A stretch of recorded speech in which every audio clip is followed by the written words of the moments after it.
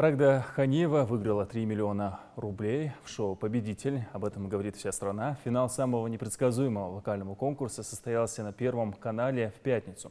Последний выпуск стал особенно эмоциональным. Организаторы проекта решили еще больше пощекотать нервы финалистам.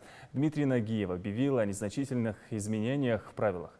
О капельной группе «Invoice» и 19-летней Рагде Ханиевой за шаг до победы ведущий предложил забрать 1,5 миллиона и покинуть шоу, не дожидаясь голосования экспертов. Однако и парни из «Invoice», и Рагда такой возможности отказались. В результате голосования главный приз достался нашей землячке.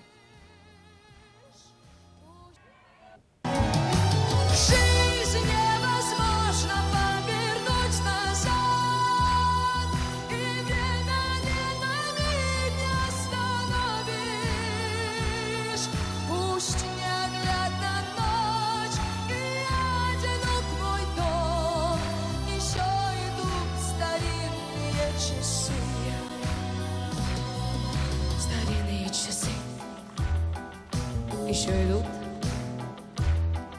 Старинные часы еще идут. А сейчас я прошу показать, как конкретно распределились в финале сезона голоса 101 эксперта.